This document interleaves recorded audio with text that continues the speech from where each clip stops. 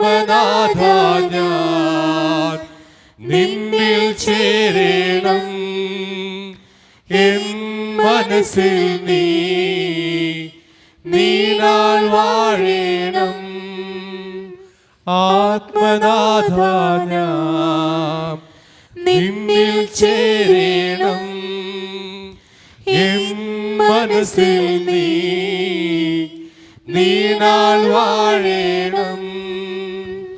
ആത്മനാഥ ഞാൻ നിന്നിൽ ചേരണം, എൻ മനസ്സിൽ നീനാൾ വാഴേണം. പരിശുദ്ധ പരമ ദിവ്യകാരുണ്യീശോയ്ക്ക് ആരാധനയും സ്തുതിയും പുകഴ്ചയും ഉണ്ടായിരിക്കട്ടെ. പരിശുദ്ധ പരമ ദിവ്യകാരുണ്യീശോയ്ക്ക് ആരാധനയും സ്തുതിയും പുകഴ്ചയും ഉണ്ടായിരിക്കട്ടെ. പരിശുദ്ധ പരമ ദിവ്യകാരുണ്യീശോയ്ക്ക് ആരാധനയും സ്തുതിയും പുകഴ്ചയും ഉണ്ടായിരിക്കട്ടെ. ദിവ്യകാരുണ്യനാഥൻ്റെ സന്നദ്ധിയിലാണ് നമ്മൾ ഓരോരുത്തരുമായിരിക്കുക. നമ്മുടെ എല്ലാ വേദനകളും ദൈവത്തിൻ്റെ സന്നദ്ധിയിലേക്ക് നമുക്ക് കൊടുക്കാം. ആരോടും പറയാത്ത ഒത്തിരി നൊമ്പലങ്ങളുമായിട്ടാണ് നമ്മളിന്നിവിടെ ആയിരിക്കുക. നമ്മുടെ എല്ലാവരുടെയും മനസ്സിലുണ്ട് എന്തൊക്കെയോ വേദനകൾ, ആവശ്യങ്ങളൊക്കെ. പലപ്പോഴും അതിനെയോർത്ത് സങ്കടപ്പെടുന്നവരാ നമ്മളിൽ പലരും. ചിലപ്പോൾ ആ വേദനയോർത്ത് നിരന്തരം കരയുന്നവരാ നമ്മളിൽ പലരും. ചിലപ്പോൾ എൻ്റെ കൊച്ചിനെ ഓർത്തിട്ടായിരിക്കാം, എൻ്റെ ജീവിത പങ്കാളിയെ ഓർത്തിട്ടായിരിക്കാം, എൻ്റെ തന്നെ ജീവിതത്തിൻ്റെ അവസ്ഥയെ ഓർത്തിട്ടായിരിക്കാം. ദൈവത്തിൻ്റെ മുമ്പിലേക്ക് നമുക്ക് കൊടുക്കാം. കഴിഞ്ഞൊരു ദിവസം ഒരു സഹോദരി, ഒരു അമ്മച്ചിയാ എന്നെ വിളിച്ചിട്ട് പറയുക, അച്ഛാ എൻ്റെ മകൻ്റെ കല്യാണം കഴിഞ്ഞിട്ടില്ല, വല്ലാത്തൊരു സങ്കട. ആ അമ്മച്ചിയുടെ സങ്കടം കാണുമ്പോൾ മനസ്സിലാവും. ഒത്തിരിയേറെ ആലോചനകൾ നോക്കുന്നുണ്ട് അച്ഛാ, പക്ഷെ ഒന്നും ശരിയാകണില്ല. എന്നും പ്രാർത്ഥിക്കുന്നുണ്ട് അച്ഛാ, ഒന്നും നടന്നു കിട്ടുന്നില്ല. നമ്മുടെ ഇടയിലുണ്ട് അങ്ങനെ ഒത്തിരിയേറെ മക്കൾ വിവാഹം നടക്കാതെ വിഷമിക്കുന്ന, പലവിധ തടസ്സങ്ങൾ മൂലം സങ്കടപ്പെടുന്നവർ. ദൈവത്തിൻ്റെ മുമ്പിൽ കൊടുക്കാം മക്കളെ. നമുക്കൊന്നും അറിയാൻ പാടില്ല. ശരിക്കും പറഞ്ഞാൽ എന്ത് സംഭവിക്കും, എങ്ങനെ സംഭവിക്കും, എന്തു നടക്കും എന്നൊന്നും നമുക്കറിയാൻ പാടില്ല. എല്ലാം ദൈവത്തിൻ്റെ പദ്ധതികളാണ്. അവനാണ് എല്ലാ പദ്ധതികളും വിഭാവനം ചെയ്യുന്നത്. ദൈവത്തിൻ്റെ മുമ്പിലേക്ക് നമുക്ക് കൊടുത്ത് പ്രാർത്ഥിക്കാം. നമ്മുടെ വിവാഹം നടക്കാത്ത ഏതെങ്കിലും സഹോദരങ്ങൾ നമ്മുടെ ഇടയിലുണ്ടെങ്കിൽ ദൈവത്തിൻ്റെ മുമ്പിൽ കൊടുത്ത് പ്രാർത്ഥിക്കാം. എത്ര മക്കളാണെന്നറിയോ ഓരോ ദിവസവും ഇങ്ങനെ ആവശ്യങ്ങൾ പറഞ്ഞിട്ട് പ്രാർത്ഥിക്കണമെന്ന് വിളിച്ചു പറയുക. എപ്പോഴും ഇങ്ങനെ ഫോൺ വരും, അച്ഛാ ഒന്ന് പ്രാർത്ഥിക്കുക അച്ഛാ. പഠിക്കുന്ന മക്കളെ ഓർത്ത് എന്തോരം മക്കൾക്ക് ആവലാതി. ഞാൻ ഇന്ന് ഈ നൊവേനയ്ക്ക് കയറാൻ നിൽക്കുന്ന സമയത്ത് ഒരു ഒരു ഒരു സഹോദരൻ വിളിച്ചേക്കാം, അച്ഛാ കടബാധ്യതയാ, എന്താ ചെയ്യേണ്ടതെന്നറിയില്ല, ഇച്ചിരി സ്ഥലമുണ്ട്, അതൊന്ന് വിറ്റ് കിട്ടിയാൽ മതിയായിരുന്നു, അല്ലെങ്കിൽ മരണം മാത്രമേ അച്ഛാ മുന്നിലുള്ളൂ. തമ്പുരാൻ്റെ മുമ്പിലേക്ക് നമുക്ക് കൊടുക്കാം. ഇങ്ങനെ നിരവധി സങ്കടങ്ങൾ നമുക്ക് മക്കളെ ഓർത്ത് ഒത്തിരി വിഷമിക്കുന്നവരൊക്കെ ഉണ്ട് നമ്മുടെ ഇടയിൽ. അപ്പസ്തോല പ്രവർത്തനം 16-ാം അധ്യായം 31-ാം തിരുവചനത്തിൽ നമ്മൾ വായിക്കുന്നില്ലേ, കർത്താവായ യേശുവിൽ വിശ്വസിക്കുക, നീയും നിൻ്റെ കുടുംബവും രക്ഷ പ്രാപിക്കുമെന്ന്. കർത്താവായ യേശുവിൽ വിശ്വസിക്കുക, നീയും നിൻ്റെ കുടുംബവും രക്ഷ പ്രാപിക്കും. ഈ പ്രവാസികളായിട്ടൊക്കെ ജീവിക്കുന്നവരുടെ ജീവിതത്തിൽ എന്തോരം വേദനകളുണ്ടെന്നറിയോ. ഒറ്റപ്പെട്ടൊക്കെ ഫീലിങ്ങാണ്. ആരുമില്ല. കുടുംബത്തിനൊക്കെ വേണ്ടി അവർ വിദേശത്ത് കിടന്ന് കഷ്ടപ്പെടുക, നരകയാതനയൊക്കെ അനുഭവിക്കുന്നവരുണ്ട്. ജോലി സ്ഥലത്ത് ശമ്പളം കിട്ടാതെ വേദനിക്കുന്നവരൊക്കെ ഉണ്ട്. ചിലരൊക്കെ വിളിച്ചു പറയുമ്പോൾ നമുക്ക് സങ്കടം വരും. ഇതുപോലെ കഷ്ടപ്പെട്ടിട്ടും ഈ ചൂടത്തും ഈ തണുപ്പത്തൊക്കെ കടന്ന് പണിയെടുത്തിട്ടും ഒന്നും കിട്ടാതിരിക്കുമ്പോൾ കുടുംബത്തിന് വേണ്ടി പിന്നെയും നിൽക്കുക, ആട്ടും തുപ്പും ഒക്കെ ഇട്ട് പിന്നെയും ജീവിക്കുക. അതുപോലെ തന്നെ നമ്മുടെ ഇടയിലുണ്ട് ഒത്തിരി മക്കൾ ജോലിയില്ലാതെ വിഷമിക്കുന്നവരൊക്കെ ഉണ്ട്. നമ്മുടെ ഇടയിൽ ഒത്തിരി സങ്കടങ്ങളുള്ളവരുണ്ട് മനസ്സിൽ. ആരോടും പറയാത്ത ചില വേദനകളൊക്കെ നമുക്കുണ്ട്. ചിലപ്പോൾ ഈ സങ്കടങ്ങളൊക്കെ കടന്നു വരുമ്പോൾ വിഷമം വരും. കഴിഞ്ഞ ദിവസം ഒരു സഹോദരൻ രാത്രി ഒരു 11:30 മണിക്ക് വിളിച്ചേക്കാം എന്നെ രാത്രി. എനിക്ക് ആദ്യം ദേഷ്യ വന്നേ. അവൻ വിളിച്ചിട്ട് ആദ്യം 2-3 പ്രാവശ്യം വിളിച്ചു. ഞാൻ കട്ട് ചെയ്തു. 11:30 മണി, ഈ നേരത്താണോ വിളിക്കണേ? എൻ്റെ മനസ്സിലുണ്ടായ ചിന്താഗതി എങ്ങനെയാണ്, ഈ നേരത്താണോ വിളിക്കണേ? 2-3 പ്രാവശ്യം കട്ട് ചെയ്തു.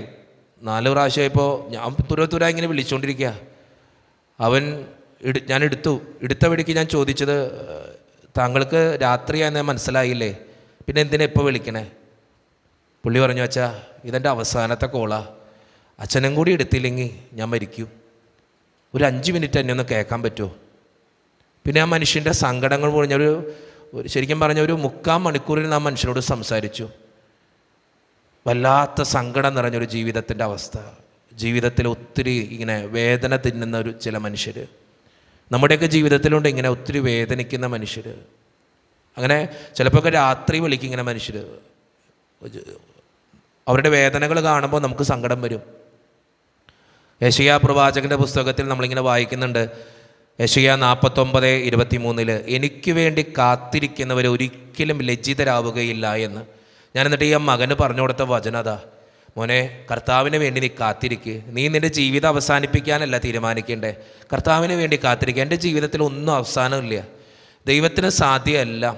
നമുക്ക് ചിലപ്പോൾ തോന്നും ഞാനിപ്പോൾ മരിക്കും, ഞാനിപ്പോൾ തീരും, എന്നെക്കൊണ്ട് പറ്റില്ല, മുന്നോട്ട് പോകാൻ സാധ്യമല്ല, ഞാൻ എങ്ങനെ ജീവിക്കും, വലിയൊരു കടബാധ്യതയൊക്കെ മുന്നിൽ നിൽക്കുക.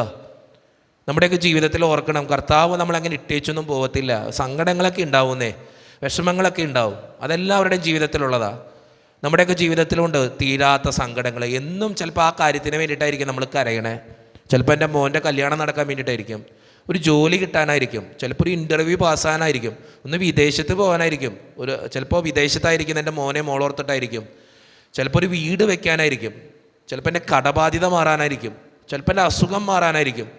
നമ്മളെല്ലാ ദിവസവും ചിലപ്പോൾ അതിന് വേണ്ടിയിട്ടാണ് കരഞ്ഞുകൊണ്ടിരിക്കുന്നത്. ചിലപ്പോൾ ആ കാര്യം ഓർക്കുമ്പോൾ നമുക്ക് സങ്കടം വരും. ദൈവത്തിൻ്റെ മുമ്പിൽ കൊടുക്കുക. യെശയ്യാ പ്രവാചകൻ്റെ പുസ്തകം 12-ാം അധ്യായം 6-ാം തിരുവചനത്തിൽ വായിക്കുന്നത് ഇങ്ങനെയാണ്: ഇസ്രായേലിൻ്റെ പരിശുദ്ധനായവൻ മഹത്വത്തോടെ നിങ്ങളുടെ മധ്യത്തിലുണ്ട്. വിഷമിക്കരുതെന്ന് പറയണേ. ഈശോ നമ്മുടെ കൂടെയുണ്ട്. നമ്മൾ സങ്കടപ്പെടുന്നത് ഈശോയ്ക്ക് അറിയാം. പക്ഷെ ചില കാര്യങ്ങൾ നമ്മൾ സങ്കടപ്പെട്ടാലാ നേടിയെടുക്കാൻ പറ്റുള്ളൂ. നിങ്ങൾ ചിന്തിച്ച് നോക്കിയേ, ഏത് കാര്യം നേടിയെടുക്കണമെങ്കിൽ അതിന് പിന്നിൽ ഇച്ചിരി കഷ്ടപ്പാടും ബുദ്ധിമുട്ടൊക്കെ ഉണ്ട്. പഠിക്കുന്ന ഒരു കൊച്ച് പരീക്ഷയ്ക്ക് നല്ല മാർക്ക് വാങ്ങിക്കണമെന്നുണ്ടെങ്കിൽ അവൻ്റെ ജീവിതത്തിൽ ഇച്ചിരി കഷ്ടപ്പെടണവൻ, വെറുതെ കിട്ടത്തില്ല. ദൈവാനുഗ്രഹം അങ്ങനെ തന്നെയാണ്.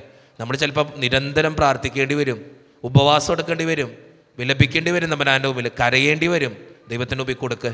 ഈശോയെ, എൻ്റെ വിഷമങ്ങളൊക്കെ ആയിട്ട് ഞാൻ നിൻ്റെ മുമ്പിൽ വന്നിരിക്കുക, എൻ്റെ പ്രാർത്ഥനകൾക്ക് ഉത്തരം തരണേന്ന് പ്രാർത്ഥിക്കുക, എൻ്റെ ജീവിതത്തെ ചേർത്ത് പിടിക്കണേന്ന് പ്രാർത്ഥിക്കുക, എൻ്റെ വേദനകൾക്ക് ഉത്തരം തരണേ കർത്താവേ എന്ന് പ്രാർത്ഥിക്കുക, എൻ്റെ ജീവിതത്തിൽ ഏത് പ്രശ്നം ഉണ്ടെങ്കിലും ഞാൻ നിന്നെ ഇട്ടേച്ച് പോകില്ല കർത്താവേ എന്ന് പ്രാർത്ഥിക്കുക. കർത്താവേ, നീ ഞങ്ങളുടെ ജീവിതത്തിലേക്ക് ഇറങ്ങി വരണേന്ന് പ്രാർത്ഥിക്കുക. സങ്കീർത്തനത്തിൻ്റെ 121:5 നമ്മൾ വായിക്കുന്നില്ലേ, കർത്താവാണ് നിൻ്റെ കാവൽക്കാരൻ, നിനക്ക് തണലേകാൻ അവിടുന്ന് നിൻ്റെ വലത്തുഭാഗത്തുണ്ട്. എൻ്റെ കർത്താവ് എൻ്റെ കാവൽക്കാരനാ, എൻ്റെ സംരക്ഷകനാ, എൻ്റെ ജീവിതത്തിൻ്റെ ആണിക്കല്ല അവനാ. അവൻ നോക്കിക്കൊള്ളു എന്നെ. നീ തമ്പുരാൻ്റെ കൂടെ നിൽക്കുക. ഇച്ചിരി വേദന ഉണ്ടാകുമ്പോൾ, ഇച്ചിരി സങ്കടം നേരിടുമ്പോൾ, ഇച്ചിരി ബുദ്ധിമുട്ടുണ്ടാകുമ്പോൾ ഇട്ടേച്ച് പോകാൻ നോക്കരുത്. കൂടുതൽ ആത്മാർത്ഥതയോടെ ചേർത്ത് പിടിക്കണം ദൈവത്തെ. ഇച്ചിരി വിഷമം വരുമ്പോൾ ഞാൻ പ്രാർത്ഥന ഉപേക്ഷിച്ചു, നിർത്തി, വേണ്ട, ഇനി ആവശ്യമില്ല, പ്രാർത്ഥിക്കുന്നവർക്ക് മാത്രമേ ദുരിതങ്ങളുള്ളൂ, അങ്ങനെ ചിന്തിക്കരുത്. പ്രാർത്ഥിക്കുന്നവർ മാത്രമേ രക്ഷപ്പെട്ടിട്ടുള്ളൂ എന്ന് ചിന്തിക്കുക. പ്രാർത്ഥിക്കുന്നവർ മാത്രമേ രക്ഷപ്പെട്ടിട്ടുള്ളൂ, ഉയർച്ചയുണ്ടായിട്ടുള്ളൂ. അല്ലാത്തവർ ഉയരും, പക്ഷേ ജീവിതത്തിൻ്റെ ഒരു സുപ്രഭാതത്തിൽ അവർ തകർന്ന് വീണുപോകും.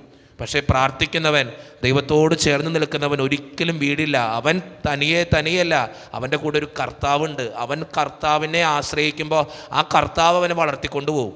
അതുകൊണ്ടാണ് പറയണേ, വേദനകളും ദുരിതങ്ങളും ഒക്കെ നമുക്കുണ്ട്, പ്രയാസങ്ങളുണ്ട്, സങ്കടങ്ങളുണ്ട്. ദൈവത്തിന് മുമ്പിൽ കൊടുക്കുക. എൻ്റെ ഈശോയെ, എൻ്റെ ജീവിതത്തിലേക്ക് നീ കടന്നു വരണേ എന്ന് പ്രാർത്ഥിക്കുക. എൻ്റെ ബുദ്ധിമുട്ടുകൾ ഏറ്റെടുക്കണേ എന്ന് പ്രാർത്ഥിക്കുക. എൻ്റെ സങ്കടങ്ങൾക്ക് ഉത്തരം തരണേ എന്ന് പ്രാർത്ഥിക്കുക. നമ്മുടെ എല്ലാ ആവശ്യങ്ങളും നമുക്ക് ഈ നിമിഷം ഓർക്കാം. ഈ ദിവികാരനാഥൻ്റെ സന്നിധിയിലേക്ക്, ആ ദിവികാരനാഥനെ നോക്കിയിട്ട് ആ സങ്കടങ്ങൾ ഇറക്കി വയ്ക്കുക. എൻ്റെ കുടുംബത്തെ, എൻ്റെ മക്കളെ, എൻ്റെ ജീവിത പങ്കാളിയെ, എൻ്റെ പ്രശ്നങ്ങളെ ഒക്കെ ഒന്ന് കൊടുക്കുക. ഒന്ന് കടന്നു വരണേ കർത്താവേ എന്ന് പ്രാർത്ഥിക്കുക. കർത്താവിൻ്റെ കരുണയ്ക്ക് വേണ്ടി നമ്മൾ പാടി പ്രാർത്ഥിക്കുക. കരുണ തോന്നണേ, എന്നിൽ അലിവ് തോന്നണേ, പാപിയാണ് കർത്താവേ, ഞാൻ പാപിയാണെന്ന് പറയുമ്പോൾ നമ്മുടെ ജീവിതത്തിൻ്റെ എല്ലാ ആവശ്യങ്ങളും ചേർത്ത് വെച്ച് പ്രാർത്ഥിക്കണം. നമ്മുടെ ജീവിതത്തെയും നമ്മുടെ കുടുംബത്തെയും നമ്മുടെ ആവശ്യങ്ങളെയും മുഴുവൻ തമ്പുരാൻ്റെ സന്നിധിയിലേക്ക് സമർപ്പിച്ച് ഇരുകരങ്ങളിൽ നീട്ടി ഈ ദിവ്യകാരുണ്യനാഥനെ നോക്കി വിശ്വാസത്തോടെ നമുക്കെല്ലാവർക്കും പാടി പ്രാർത്ഥിക്കാം. കരുണ തോന്നണേ എന്നിൽ, അലിവു തോന്നണേ, പാപിയാണു ഞാൻ നാഥാ, പാപിയാണു ഞാൻ. ഒരിക്കൽ കൂടി കരുണ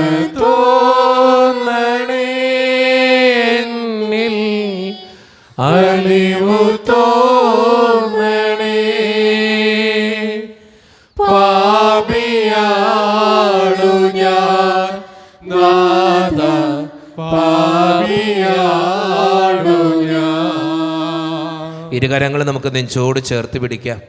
ഈശോയുടെ സന്നിധിയിൽ വിവാഹം നടക്കാത്ത മക്കളെ നമുക്കൊന്ന് സമർപ്പിക്കാം. നമ്മുടെയൊക്കെ മനസ്സിലുണ്ട്, നമ്മുടെ ഇടവകയിൽ തന്നെ പ്രായമായി 40 വയസ്സ് 34 വയസ്സ് വിവാഹം നടക്കാതെ വിഷമിക്കുന്ന മക്കളുണ്ട്. നമ്മുടെ സമൂഹത്തിലൊക്കെ ഉണ്ട്, നമ്മുടെ ബന്ധുമിത്രാദികളുടെ ഇടയിലുണ്ട്. തമ്പുരാൻ്റെ മുമ്പിൽ കൊടുക്കുക. കർത്താവേ, ഉത്തമയായ ഒരു ഭാര്യനെ അല്ലെങ്കിൽ ഭർത്താവിനെ കിട്ടാൻ അവരെ അനുഗ്രഹിക്കണേ എന്ന് പ്രാർത്ഥിക്കാം. അതോടൊപ്പം ജോലിയില്ലാതെ വിഷമിക്കുന്ന ഒത്തിരി മക്കൾ ഇൻ്റർവ്യൂവിനൊക്കെ പോയിട്ട് ഒരു ജോലി കിട്ടാതിരിക്കുമ്പോൾ, അതുപോലെ തന്നെ വിദേശത്തേക്ക് വിസയ്ക്ക് എടുത്തിട്ട് പോയേക്കാ, ജോലി കിട്ടിയിട്ടില്ല, പരിശ്രമിച്ചുകൊണ്ടിരിക്കുക. എത്ര മക്കളാണെന്നറിയോ ഓരോ ദിവസം പറയണേ, അച്ഛാ ഒന്ന് പ്രാർത്ഥിക്കച്ചാ, ഒന്ന് പ്രാർത്ഥിക്കച്ചാ, ജോലിയില്ല അച്ഛാ, 2 മാസത്തിനുള്ളിൽ വിസ കട്ടാവച്ചാ, തിരിച്ചു പോകണം, ജോലി കിട്ടിയാലേ നിൽക്കാൻ പറ്റുള്ളൂ, കടം എടുത്തിട്ടാണ് വന്നേക്കണേ. കഴിഞ്ഞ ദിവസം ഒരു സഹോദരി എല്ലാവരിൽ നിന്നും കടം വാങ്ങിച്ചിട്ട് ഇപ്പോൾ വിദേശത്തേക്ക് പോയിക്കുക. ഒരു കൂട്ടുകാരി പറഞ്ഞു, നീ ഇങ്ങോട്ട് വാ, നമുക്ക് ജോലി അന്വേഷിക്കാം. ഇതുവരെ ഒത്തിരി കടകൾ കയറി ഇറങ്ങി, ഒരു ജോലി കിട്ടണില്ല. വല്ലാത്ത സങ്കടം നിറഞ്ഞൊരവസ്ഥ. ഈശോയുടെ മുമ്പിൽ കൊടുക്കാം. ജോലിയില്ലാതെ വിഷമിക്കുന്നവർ, വിവാഹം നടക്കാതെ വിഷമിക്കുന്നവർ, വിദൂരത്തൊക്കെ ആയിരിക്കുന്നവർ, പ്രവാസ ജീവിതം അനുഷ്ഠിക്കുന്നവർ, ചിലപ്പോൾ ഒക്കെ ഒരു മുറിയിൽ അവർ കിടന്നുറങ്ങണേ, മുറിയൊന്നും ഉണ്ടാവില്ല. ഈ കട്ടിലിൻ്റെ തട്ടിലൊക്കെ ഓരോ കട്ടിലിങ്ങനെ തിരിച്ചിരിച്ചിട്ട് അതിലൊക്കെ സങ്കടപ്പെട്ട് കിടന്നുറങ്ങുക, കുടുംബത്തിന് വേണ്ടി കഷ്ടപ്പെട്ട്. നമ്മുടെ നാട്ടിലാണെങ്കിൽ അതിനേക്കാളും സുഖം ഒരു കട്ടിൽ സ്വസ്ഥമായിട്ട് കിടന്നുറങ്ങണു. അവിടെ ചൂടത്ത് മഞ്ഞത്ത് ഒക്കെ ബുദ്ധിമുട്ട് സഹിച്ചിട്ടാണ് പലരും ജീവിക്കണേ. അവരൊക്കെ ദൈവത്തിൻ്റെ മുമ്പിലേക്ക് കൊടുക്കാൻ, ദൈവമേ നീ കടന്നു വരണേ എന്ന് പ്രാർത്ഥിച്ചുകൊണ്ട്, അവരെ ശക്തിപ്പെടുത്തണേ കർത്താവേ എന്ന് പ്രാർത്ഥിച്ചുകൊണ്ട്, അവരുടെ ജീവിതത്തിലേക്ക് നിൻ്റെ കരുണ വർഷിക്കണേ കർത്താവേ എന്ന് പ്രാർത്ഥിച്ചുകൊണ്ട്, ഇരുകരങ്ങളും നീട്ടി ഈ ദിവികാരൻ്റെ നാഥനെ നോക്കി വിശ്വാസത്തോടെ നമുക്ക് പാടി പ്രാർത്ഥിക്കാം. കരുണ തോന്നണേ എന്നിൽ, അലിവു തോന്നണേ. പാപിയാണു ഞാൻ നാഥ, പാപിയാണു ഞാൻ. യാക്കോബിൻ്റെ പുസ്തകം 4-ാം അധ്യായം 10-ാം തിരുവചനത്തിൽ നമ്മൾ വായിക്കുന്നത് ഇങ്ങനെയാണ്: കർത്താവിൻ്റെ സന്നിധിയിൽ താഴ്മയുള്ളവരായിരിക്കുവിൻ, അവിടുന്ന് നിങ്ങളെ ഉയർത്തുമെന്ന് പറയണേ. കർത്താവിൻ്റെ സന്നിധിയിൽ താഴ്മയുള്ളവരായിരിക്കുവിൻ, അവിടുന്ന് തക്ക സമയത്ത് നമ്മൾ ഉയർത്തും. നമ്മുടെ ജീവിതത്തിൽ എന്ത് വലിയ പ്രശ്നമുണ്ടെങ്കിലും ഈശോയുടെ മുമ്പിൽ കൊടുക്കുക. പഠിക്കുന്ന നമ്മുടെ മക്കളെ കൊടുക്കാം. ഹോസ്റ്റലിലൊക്കെ ആയിരിക്കുന്നവരുണ്ട്, ഇച്ചിരി ബുദ്ധിമുട്ടുകളൊക്കെ ഉണ്ട്. ചില അമ്മമാർ വന്നിട്ട് പറയും, അച്ഛൻ എൻ്റെ മോൾക്ക് ഭയങ്കര ബുദ്ധിമുട്ടാണ് അവിടെ, അച്ഛനൊന്ന് പ്രാർത്ഥിക്കണം. എത്ര പേരാണെന്നറിയോ, ഇപ്പോൾ പല മക്കൾക്കും പരീക്ഷകളൊക്കെ നടക്കാൻ പോവുക. കഴിഞ്ഞ ദിവസം കുറച്ച് മക്കൾ എല്ലാവരും കൂടി, അച്ഛൻ ഒന്ന് പ്രാർത്ഥിക്കണം അച്ഛാ, പരീക്ഷകളാണ്, സപ്ലിയൊക്കെ ഉണ്ട്, ഒന്ന് പാസ്സാകണം. എത്ര മക്കളാണെന്നറിയോ അങ്ങനെ പ്രാർത്ഥിക്കണമെന്ന് ആവശ്യപ്പെടുക. ഹോസ്റ്റൽ ലൈഫ് അനുഭവിക്കുന്നവർ, അതുപോലെ പഠിക്കാൻ ബുദ്ധിമുട്ട് അനുഭവിക്കുന്ന മക്കൾ, വിദൂരങ്ങളിൽ പഠിക്കാനൊക്കെ പോയിട്ടുള്ള മക്കളുണ്ട് നമ്മുടെ ഇടയിൽ, അല്ലേ? ജോലിക്ക് പോയിട്ടുള്ള മക്കളുണ്ട്. പലർക്കും പല ബുദ്ധിമുട്ടുകളാണ്, പലതും പറയുന്നില്ല എന്നുള്ളവർ, ഒറ്റപ്പെടുന്ന ഫീലിങ്, സങ്കടപ്പെടുന്ന അവസ്ഥ.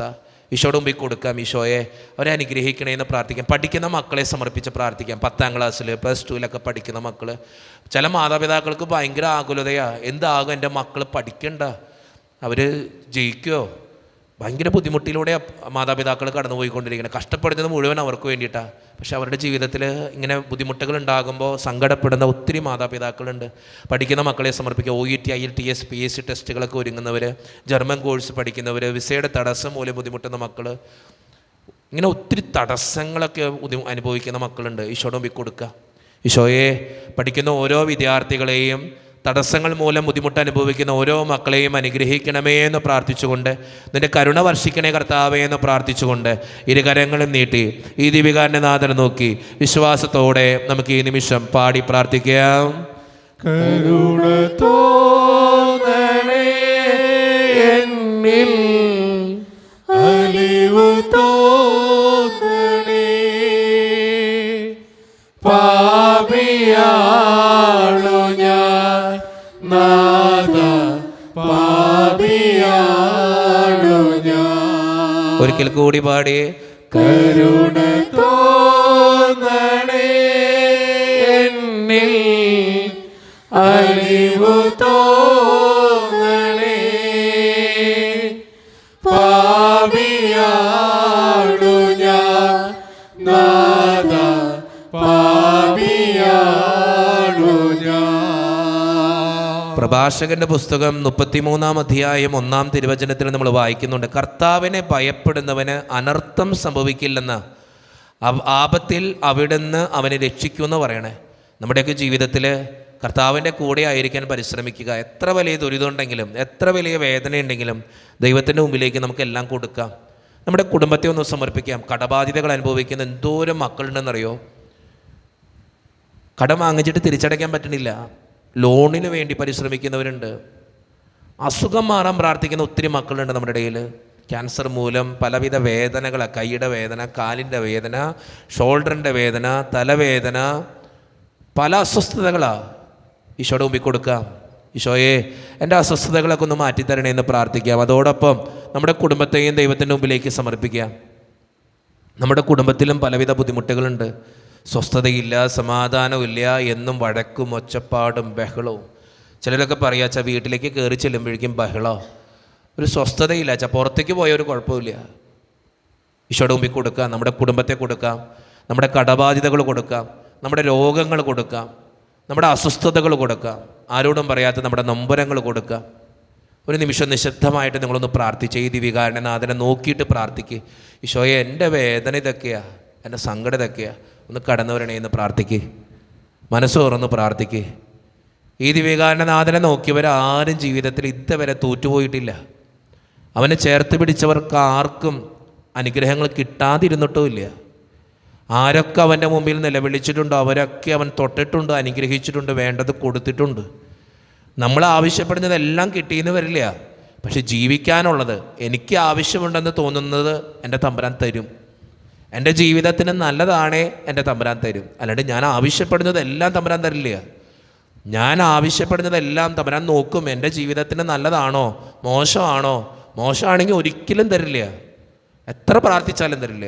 അതുകൊണ്ട് സ്നേഹം നിറഞ്ഞവരെ, നമ്മുടെ നിയോഗങ്ങൾ ഈശോയുടെ മുമ്പിലേക്ക് കൊടുക്കാം. ഈശോയെ, എൻ്റെ ആവശ്യങ്ങളും വേദനകളും ഇതൊക്കെയാണ്, ഒന്ന് നടത്തി തരണേ എന്ന് പ്രാർത്ഥിക്കുക.